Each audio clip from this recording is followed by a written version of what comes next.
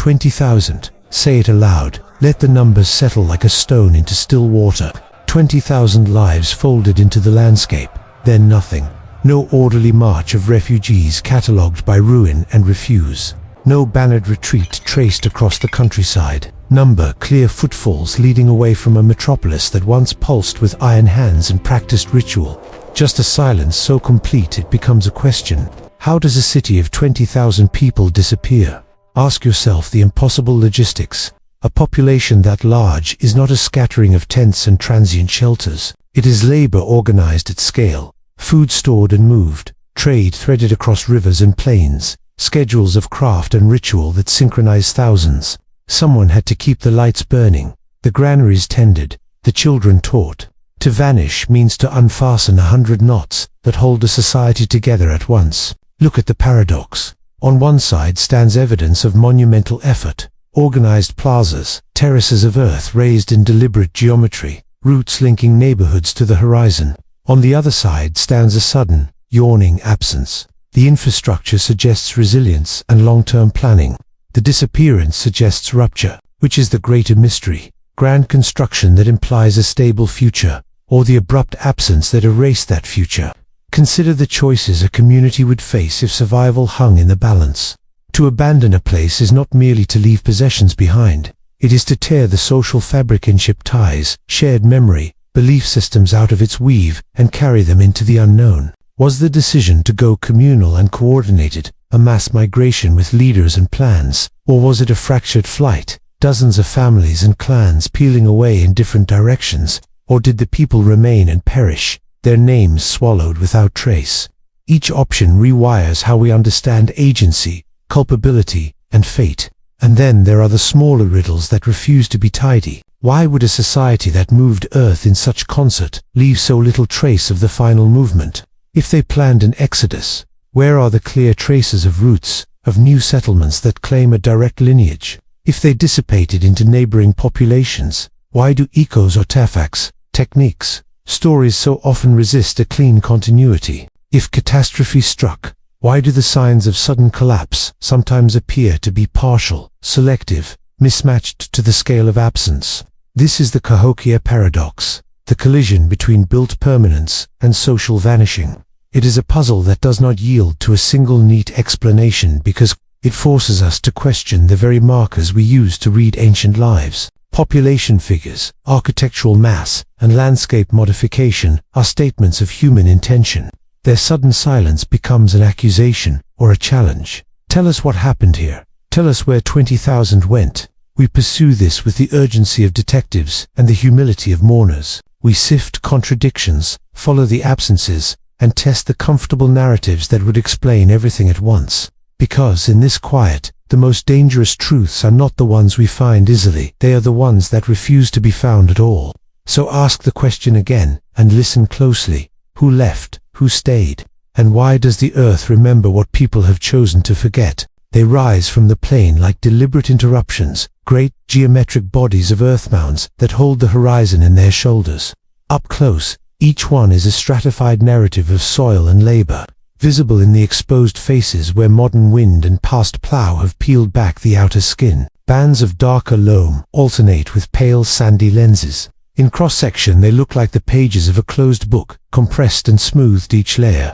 A different texture under the fingers, compacted clay that rings under a tapping stick, crumbly silt that clouds the skin with dust pockets, of gravel that click like tiny teeth. The largest mound stands detached from farms and suburbs, an enormous step pyramid. 4 terraces stacked one atop the other, its summit flattened into a table whose edges are measured and precise. From the base to the crown it reaches as high as a 10-story building. The bluffing sides cut into straight slopes and abrupt platforms. The widths are monumental. The base sprawls wider than a modern city block. The top spans acres. From a distance its profile is simple. Close, the form is detailed, scarred by erosion gullies and the faint parallel tracks of excavation trenches that scar the face like old battle lines.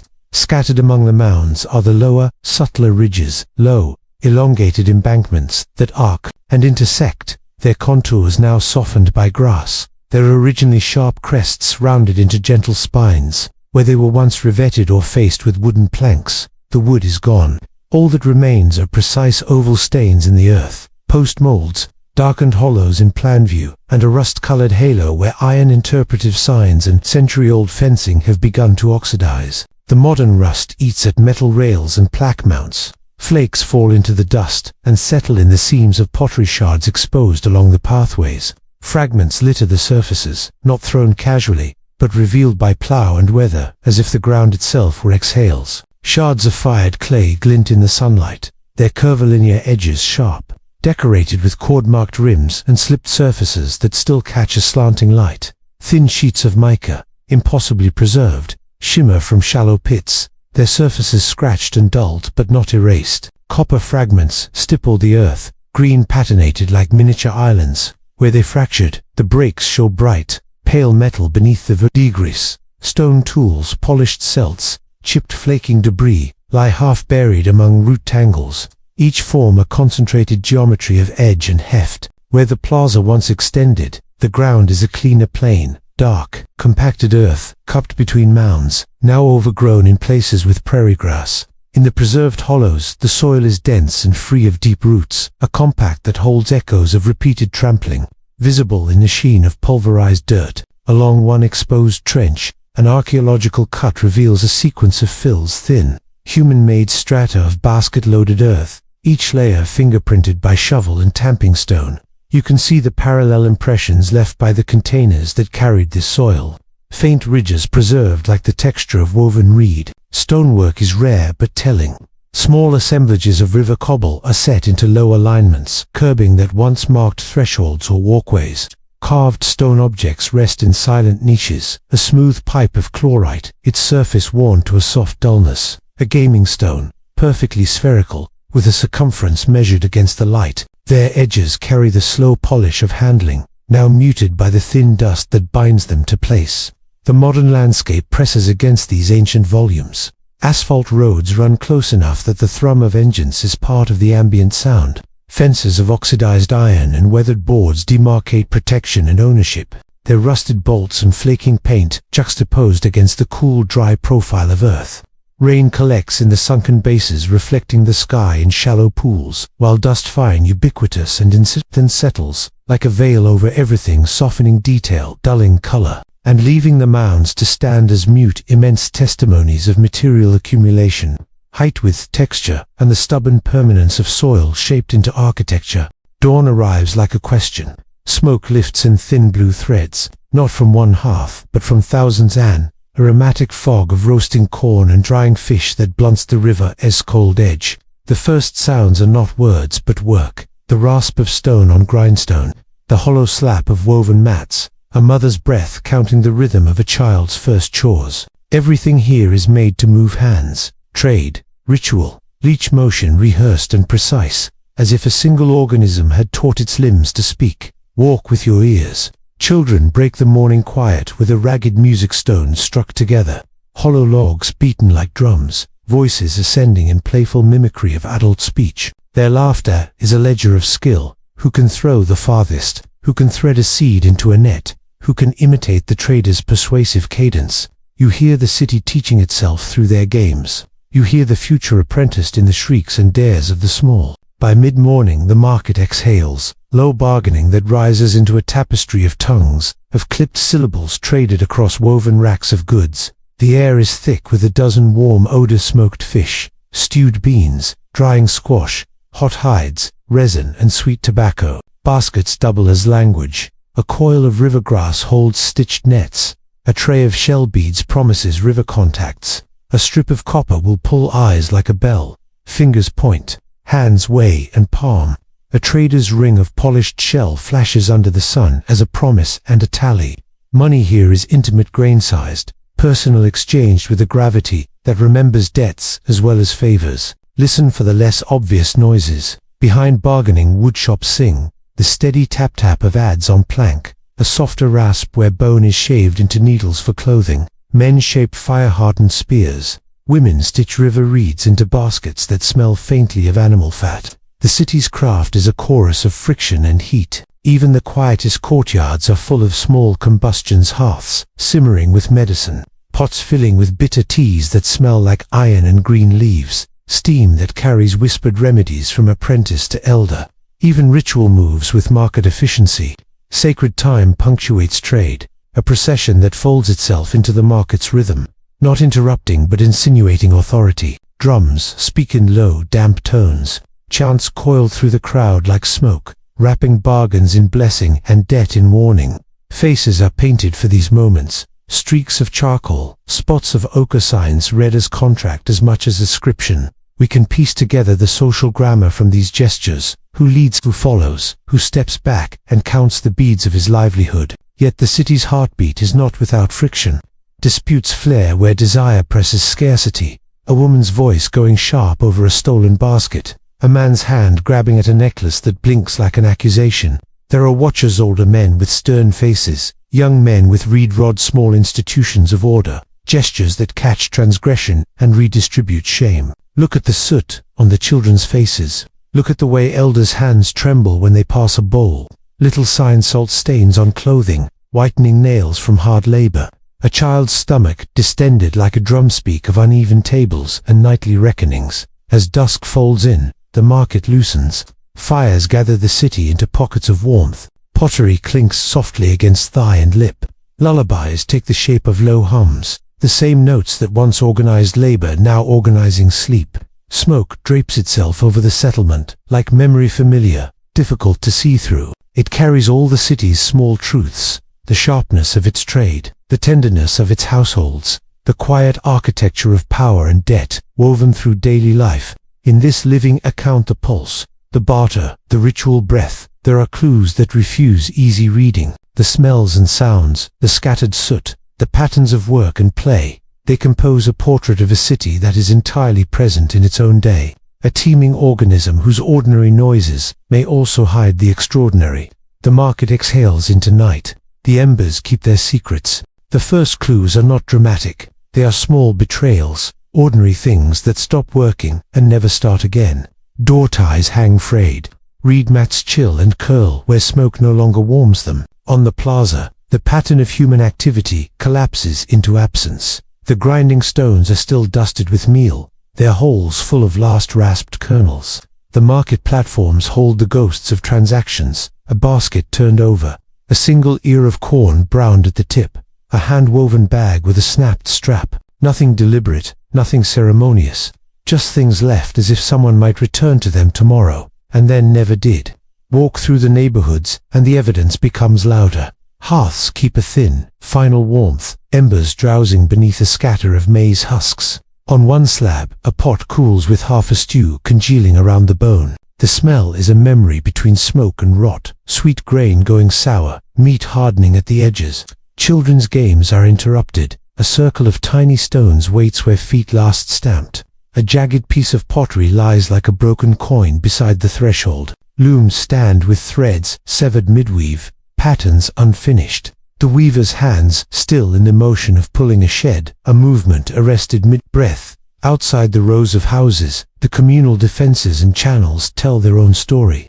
Palisade posts show scorched bark high above the ground, not from ceremonial fires but from panic, from something burned too close. Ditches filled with leaves and detritus, engineered flows clog and skip their marks. Fields that once promised regular harvests carry strange swaths, patches where ears never fattened, where stalks were trampled in a hurry and left to brown under a sun that does not forgive neglect. Granaries stand half open, their doors swung wide as though the keepers were fetching only what they could carry in a single span of afternoon. The human traces are more harrowing. Footprints lead away from the plazas in bands, and then scatter, narrowing as they push into marsh and prairie. They are mixed bare feet, moccasin tracks, the scrape of a travois pole. Along these tracks lie the evidence of sudden departure. A child's braided hairpin found caught on a fence post. A smoker's pipe abandoned upright in the dust. A bundle of beads spilling across the path, their strings still warm from the hand that tied them. Animals, dogs, the dependents of households pad after these lines, low-lipped and watchful, sometimes left behind, sometimes following, until their pads disappear into the long grass. When the leaving comes, it is not a single thunderclap, but a compressed season of panic. A rumor tightens into command. A council's murmurs harden into orders. People move in waves, the elderly wrapped in blankets, infants fastened at backs, baskets slung with the tools of daily life, knives, grinding stones small enough to carry, a single pot tucked between folds. Some take sacred bundles, folded in secret. Others take nothing but the shirt on their back. There are hesitations, an elder who turns back 3 times to look at a doorway, a man who lingers to slash the ties on a canoe, a woman who smears soot across a jar as if marking it with a private grief. Fear is tactile and immediate. It smells of wet earth and old smoke. It tastes like the copper temps of adrenaline, the salt of unshed tears. Voices are low and clipped, a succession of whispered instructions. A child's soft begging turned off by a parent's firm hand. At the edges of town, fires are sometimes left, controlled or otherwise, to cover tracks or to send a message to those who might follow. In their wake, the settlement becomes a stage of interruptions, meals cooling, looms half full, plazas emptied, and the ordinary scaffolding of daily life standing like props after the actors have fled. These traces do not explain why. They only describe the moment of rupture, how life was gathered up in haste, how habit broke into flight, how the ordinary textures of a community became the evidence of a sudden absence. The mounds remain, silent witnesses, while the settlement's stories thinned to footprints and smoke. What we can read is the choreography of leaving the small, human gestures that mark not a planned migration but a hurried exodus, filled with fear and the brittle hope of survival. Forensic science reads the silence as data, bones, teeth, isotopes, pollen, and tree rings. Each archive yields discrete measurements that, when stacked, form a timeline of physiological strain and environmental forcing. Osteological analysis establishes population structure and health trends. Age-at-death profiles preserved in cemeteries show a loss of subadult survivorship and elevated markers of developmental stress. Enamel hyperplasia appears across a majority of sampled dentitions. Harris lines recur in long bones and periosteal. New bone deposition indicates chronic infection. Cribra, orbitalia, and porotic hyperostasis are common, pointing to repeated episodes of iron deficiency and systemic metabolic stress. Degenerative joint disease clusters in adult subpopulations, consistent with heavy, repetitive labor. Perimortem trauma, consistent with widespread immediate violence, is conspicuously rare. Cut marks and blunt force breaks occur, but do not account for a demographic collapse. Dental pathology records a distinct dietary signature. Caries prevalence rises sharply in individuals who formed enamel during late childhood, while calculus and enamel isotopic increments register a long-term dietary transition. Incremental isotopic analysis of tooth enamel and bone collagen refines that signature. Bulk and serial delta-1,3C values indicate a dominant C4 signal through enamel maze forms the primary caloric input during growth years. Bone collagen delta-1,5N values trend downward over successive generations in the sampled series, showing a relative decline in hydrophic protein intake and an increasing reliance on carbohydrate staples. Serial oxygen isotope delta-180 profiles within enamel microstructures display increased intratooth variance for individuals born later in the sequence, consistent with seasonal water stress or repeated changes in drinking sources. Strontium isotope ratios 87SR, 86SR bifurcate the population. A majority match local geological baselines, while a measurable minority carry non-local signatures, indicative of migration or recruitment from diverse Combined, these isotopic systems portray a community with entrenched maze dependence, declining protein, rising physiological stress in childhood, and growing mobility among some cohorts. Pollen and charcoal stratigraphy from nearby wetland cores chart landscape responses. Arboreal pollen percentages diminish in successive levels. Herbaceous and ruderal taxigrasses, ragweeds, and other disturbance indicators increase, with multiple charcoal peaks synchronous with these changes. That pattern records intensive clearance and repeated burning associated with field maintenance and expansion. Above the sequence of peak cultivation indicators, pollen spectra shift again. Cultivated taxa fall away. Non-arboreal disturbance, pollen declines, and recovery of woodland pollen begins in several cores. Those compositional changes mark a contraction of agricultural activity, followed by vegetational succession in abandoned fields. Dendrochronology provides temporal resolution to the environmental stresses recorded biologically. Ring-width chronologies from regional oak and hickory sequences show multiple years of suppressed radial growth and reduced latewood. Diagnostic of hydric stress. Moving window analyses reveal multi-year drought intervals that coincide with the later phases of the osteological stress markers and the decline in cultivation pollen. Independent paleoclimatic Proxys-Leucostrine isotopes and speleothem recoils corroborate increased aridity and enhanced seasonal variability during those same intervals. When integrated, the forensic record is not a single cause but a compound signal. Persistent childhood malnutrition, reduced access to protein, reliance on a monocrop vulnerable to climatic fluctuation, increased mobility among subgroups, landscape exhaustion from intensive clearance, and episodic droughts. The skeletal ledger lacks evidence of wholesale massacre. Its metrics instead document physiological decline, shifting subsistence, and environmental perturbation, measurable vectors that converge in the archaeological strata to explain why a populous urban organism ceased to function as before. The data do not sentimentalize absence. They enumerate the stresses recorded in teeth, the chemical traces of diets and travels, and the silent signatures of forests and rings that together map collapse. A wind moves over the empty plazas like a verdict. Here, every legend has its advocates, and every absence invites a story. In the quiet that remains, rival explanations gather like shadows, each offering an answer to a single, terrible question. Why did an entire city go silent? First, war. In the court of common sense, it is an easy villain. Armies, raiding parties, internecine violence. The image is cinematic. Walls stormed, fires climbing timber, blood pooling in the dust. Proponents point to broken weapons scattered in habitations, to palisade lines that once bristled with defense. But war leaves a certain signature: mass burials, trauma on skeletons, the abrupt skeletal record of slaughter. Where those signatures are thin or ambiguous, the war hypothesis phrase, it explains ruins and abandonment. It struggles with whole families simply vanishing, instead of being buried beneath the knives of conquest. Flood and climatic catastrophe offer another anatomy of disappearance. The land remembers in layers: silts that lace the plazas, pollen that stops speaking in mid-season. A flood can sweep away homes and harvests. A multi-year drought can unravel trade, cannibalize food stores, and collapse confidence in leaders who promised stability. Yet water and weather are capricious allies to theory.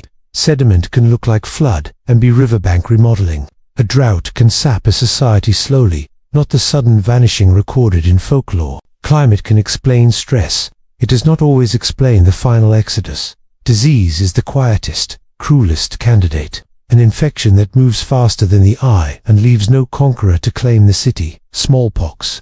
Influenzae pathogens, a hemorrhagic fever we can only imagine, would create silence without battle. Disease can strip a place of people within seasons, prevent burial rites, force survivors to flee in terror. The difficulty is in proof. Microbial ghosts rarely preserve in earth the way bones and pottery do.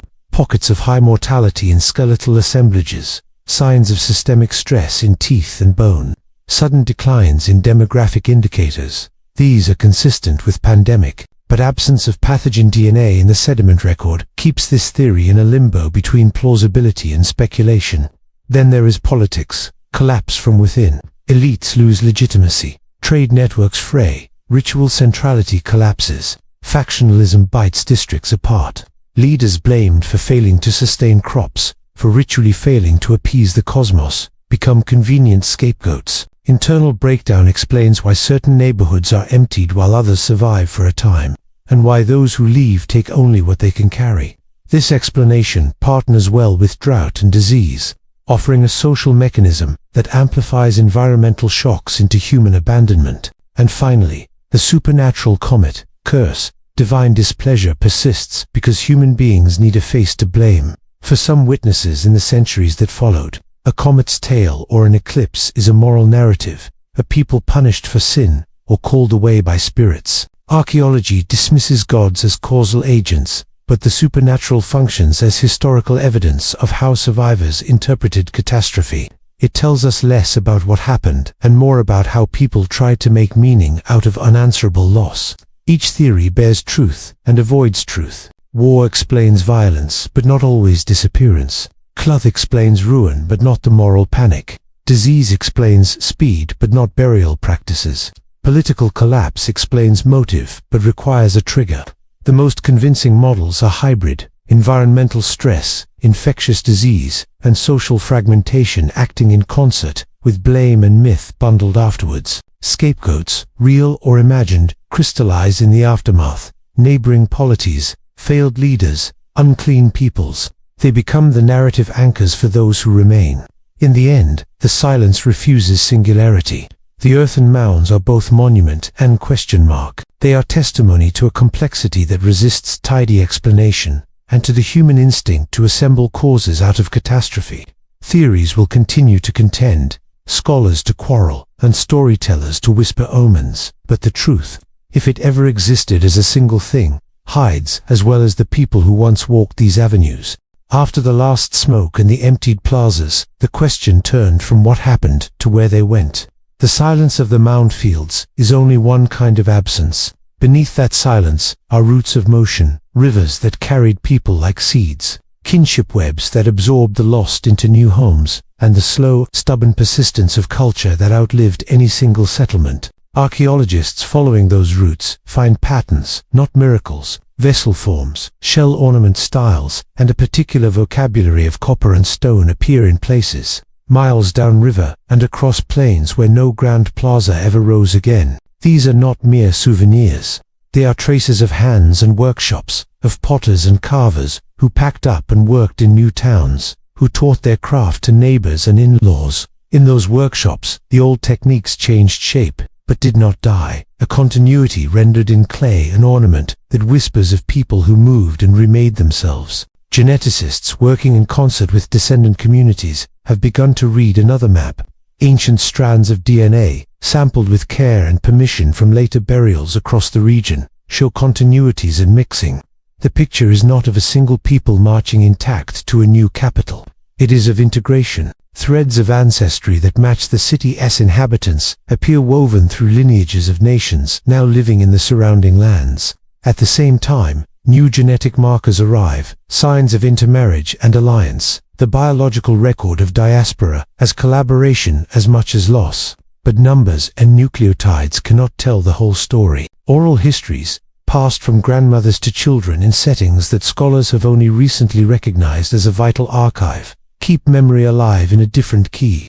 Some stories speak of a great town whose people took to the rivers and became stone and tree elsewhere.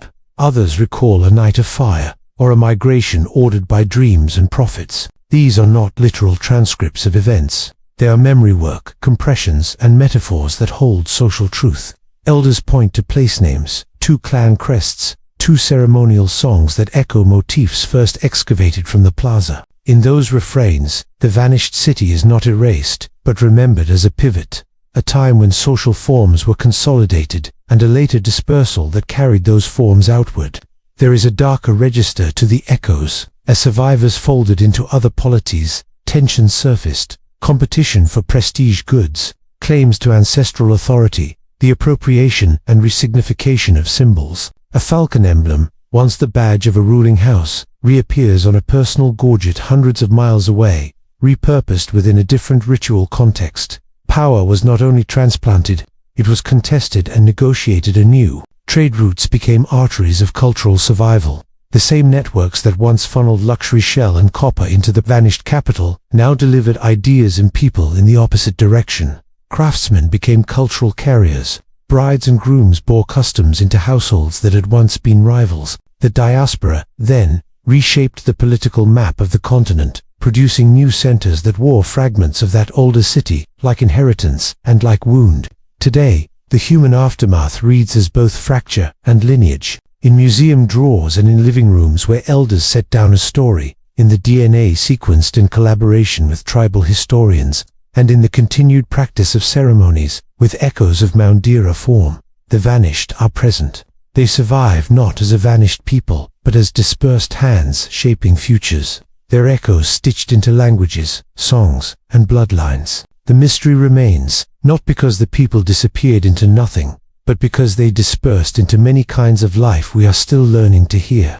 The investigation now listens for those lives, for the quiet claim of a motif on a scrap of pottery, for a lullaby that remembers a plaza, for a genome that keeps one more strand of an old city's story. In those small, stubborn traces the vanished live on. They left behind earth, shaped like architecture, and air that remembers footsteps no longer there. The mounds stand not simply as monuments but as a refusal, a deliberate, stubborn silence that resists neat explanation. That silence is not emptiness. It is an argument. It insists we stop telling ourselves stories that fit too cleanly, that we question the appetite for definitive endings. We have become practiced at filling gaps.